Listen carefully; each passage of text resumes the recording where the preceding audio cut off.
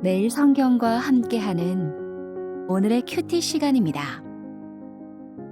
5월 14일 오늘의 말씀은 창세기 41장 37절에서 57절입니다.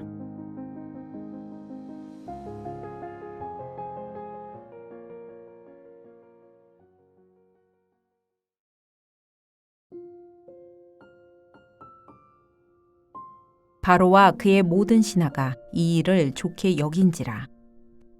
바로가 그의 신하들에게 이르되 이와 같이 하나님의 영에 감동된 사람을 우리가 어찌 찾을 수 있으리요 하고 요셉에게 이르되 하나님이 이 모든 것을 내게 보이셨으니 너와 같이 명철하고 지혜 있는 자가 없도다. 너는 내 집을 다스리라. 내 백성이 다 내 명령에 복종하리니 내가 너보다 높은 것은 내 왕자뿐이니라. 바로가 또 요셉에게 이르되 내가 너를 애굽 온 땅의 총리가 되게 하노라 하고 자기의 인장 반지를 빼어 요셉의 손에 끼우고 그에게 세마포 옷을 입히고 금 사슬을 목에 걸고 자기에게 있는 버금 수레에 그를 태우매 무리가 그의 앞에서 소리 지르기를 엎드리라 하더라. 바로가 그에게 애굽 전국을 총리로 다스리게 하였더라. 바로가 요셉에게 이르되 나는 바로라. 애굽 온 땅에서 내 허락 없이는 수족을 놀릴 자가 없으리라 하고 그가 요셉의 이름을 사브낫 바네아라 하고 또 온의 제사장 보디베라의 딸 아스낫을 그에게 주어 아내로 삼게 하니라. 요셉이 나가 애굽 온 땅을 순찰하니라. 요셉이 애굽 왕 바로 앞에 설 때 30세라. 그가 바로 앞을 떠나 애굽 온 땅을 순찰하니 7해 풍년에 토지 소출이 심히 많은지라. 요셉이 애굽 땅에 있는 그 7년 곡물을 거두어 각 성에 저장하되 각 성읍 주위에 밭의 곡물을 그 성읍 중에 쌓아두매 쌓아둔 곡식이 바다 모래같이 심히 많아 세기를 그쳤으니 그 수가 한이 없음이었더라. 흉년이 들기 전에 요셉에게 두 아들이 나되 곧 온의 제사장 보디베라의 딸 아스낫이 그에게서 낳은지라. 요셉이 그의 장남의 이름을 므낫세라 하였으니 하나님이 내게 내 모든 고난과 내 아버지의 온 집 일을 잊어버리게 하셨다 하미요.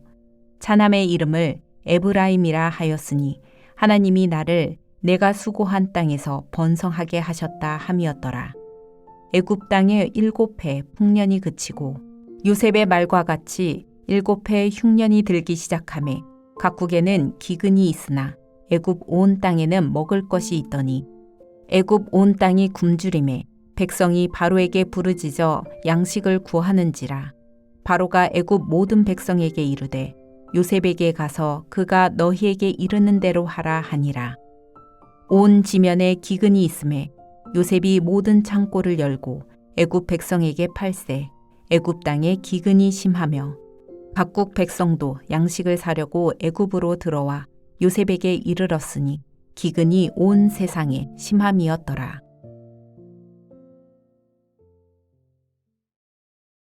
오늘은 5월 14일 목요일 창세기 41장 37절로 57절 말씀입니다.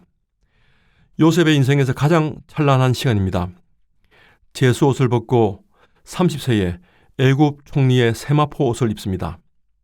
이 장면은 한 개인의 성공 신화가 아닙니다. 하나님의 언약과 통치가 이방 제국의 한가운데서 어떻게 과시화되는지 목격하는 시간입니다. 오늘 본문에서 가장 중요한 장면이 바로 총리가 된 요셉입니다. 바로와 그의 신하들이 요셉이 해석한 왕의 꿈과 7년 큰 흉년에 대비한 제안을 듣고 모두가 큰 감동을 받습니다. 바로의 꿈을 제대로 풀어줬다는 확신뿐만 아니라 요셉이 제안한 7년 대흉년 대비책도 마음에 와닿았던 것입니다. 상황에 맞는 아주 멋진 계획과 프레젠테이션이었습니다. 바로는 이런 요셉을 보면서 38절에서 하나님의 영에 감동된 자라고 여기며 요셉과 같이 명철하고 지혜 있는 자가 없다며 극찬합니다. 성경에서 하나님 영에 감동된 자로 묘사한 사람은 요셉이 처음입니다. 바로가 요셉을 인정했을 뿐만 아니라 요셉 자신도 스스로 느끼고 있던 바였습니다. 하나님께서 그와 함께 하심으로 오늘에 이르게 된 것입니다.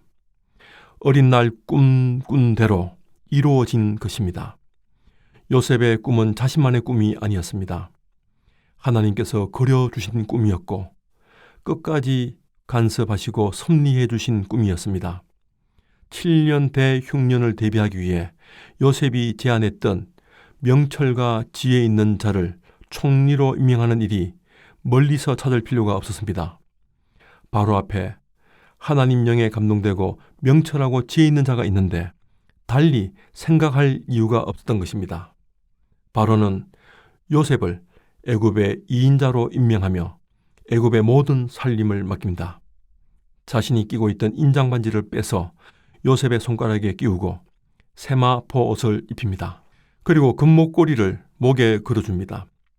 인장반지는 왕의 권위를 상징하는 것으로 각종 칙령이나 왕의 이름으로 결제하는 모든 문서에 필요한 반지였습니다.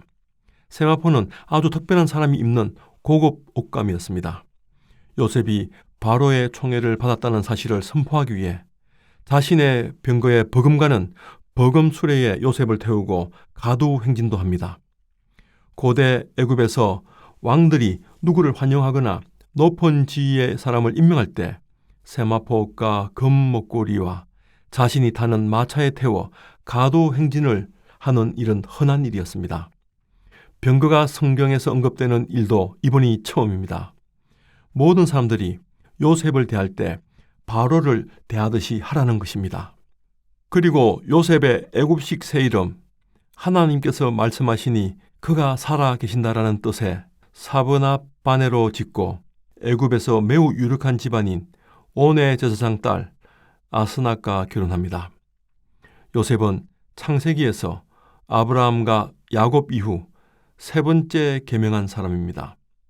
그리고 두 아들, 하나님이 내 모든 고난과 내 아버지 집의 일을 잊어버리게 하셨다라는 뜻의 장남 므낫세과 하나님이 내가 수고한 땅에서 번성하게 하셨다라는 뜻의 차남 에브라임을 얻습니다. 자신의 삶이 고스란히 녹아있는 애굽식으로 계명한 자기 이름과 두 아들의 이름을 통해 하나님이 인도해 오신 파란만장했던 지난 삶을 돌아봅니다. 요셉은 편애의 상징인 채색 옷을 시작으로 여러 차례 옷을 갈아입은 인생을 살았습니다. 철없는 어린 시절 채색 옷은 아버지의 특권적 편애와 돌봄이었습니다. 오만하고 대바라진 막내요 응석바지였던 요셉이었습니다. 이를 못마땅하게 여겼던 형들이 시기하고 채색 옷을 벗겨 구덩이로 던집니다. 결국 노려 팔려 노예 옷을 입고 살았습니다. 그러고는 애굽으로 끌려 내려가 보디발의 가정총무 옷으로 갈아입습니다. 이젠 감옥이라고 하는 구덩이에 갇혀 제수 옷을 입는 신세가 됩니다. 잠시 괜찮은가 싶었으나 그야말로 내리막길로 치닫은 인상이었습니다. 이제 요셉에게 남은 옷은 애굽의 총리 옷과 관에 들어갈 때 입는 수의만 남았습니다. 이 모든 옷으로 은유된 요셉 인생의 옷은 요셉 스스로 입은 옷이 단 하나도 없습니다. 그야말로 요셉의 인생은 자신이 잘나서 이루어진 역사가 아니라 하나님의 돌봄과 섭리의 역사였습니다. 하나님께서 아브람과 이삭과 야곱과 맺으신 그 언약을 지키시기 위해 요셉의 삶과 애굽이라고 하는 이 대제국 역사 속에서 아주 정교하게 엮여내고 계신 하나님의 신실하심입니다. 요셉의 꿈은 우리가 흔히 말하는 꿈이나 야망이 아닙니다. 내 욕망의 투영이나 개꿈 같은 것이 아니라 철저하게 하나님의 계획과 섭리를 따르는 소명과 사명이었습니다. 그래서 이 꿈은 고난의 근거가 됩니다. 요셉에게 꿈이 없었다면 구덩이에서 감옥에서 절망만 했을 것입니다. 고난을 실패가 아니라 가정입니다. 꿈의 궁극적 목적은 나의 성공이 아니라 너의 생명입니다. 46절로 49절과 53절로 57절은 7년 대풍년 동안 여러 성읍에 저장해둔 곡식이 얼마나 많았는지 계산하기 힘들 정도였고, 흉년이 시작되자 이 저장한 곡식을 풀어서 요셉을 찾아온 모든 백성들에게 팔았다고 합니다. 애굽뿐만 아니라 인근나라 백성들까지 식량을 구하러 온 것입니다. 요셉이 총리가 된 이유도, 우리가 꿈 꿔야 할 이유도 여기 있습니다. 요셉의 꿈은 야망이 아니라 소명이었습니다. 야망은 내가 말씀을 이용하지만 소명은 말씀이 나를 사용합니다. 이 꿈은 언약에 신실하신 하나님의 말씀으로 시작하고 그 말씀으로 인도되고 매일의 말씀으로 증명되는 꿈입니다. 우리가 진정으로 소원하고 꿔야 될 꿈입니다. 우리 주님뿐만 아니라 모세도, 바울도, 디트리히트 본헤퍼 같은 신학자도 이런 길을 걸었습니다. 특히 본헤퍼는 전도 유망한 신학자로서의 평안한 삶을 살 수 있었음에도 불구하고 자신의 그 꿈과 야망의 길을 포기하고 하나님의 공의에 반응하며 주의 나라와 조국 독일을 위해 그리스도 제자의 길을 선택합니다. 결국 교수대에서 생을 마감하지만 많은 그리스도인들이 참된 꿈과 소명의 길이 무엇인지 이 본헤퍼의 삶을 통해서 확인합니다. 야망은 나를 높이기 위해 하나님을 동원하지만 소명은 하나님을 높이기 위해 나의 삶을 드립니다. 요셉을 통해 요셉을 위해 일하시는 하나님께서 오늘 우리를 통해 우리를 위해 일하실 것입니다. 기도하겠습니다. 역사의 주관자이신 하나님, 가장 비천하고 낮은 자리에서 요셉을 높여주시고 사람의 능력과 지혜가 아니라 하나님의 영으로 섭리하시고 역사하심에 감사드립니다. 요셉을 통해 많은 사람을 살리신 것처럼 부족한 우리 인생들도 누군가를 살리는 도구가 되게 하여 주시옵소서. 감사드리며 예수님의 이름으로 기도합니다. 아멘.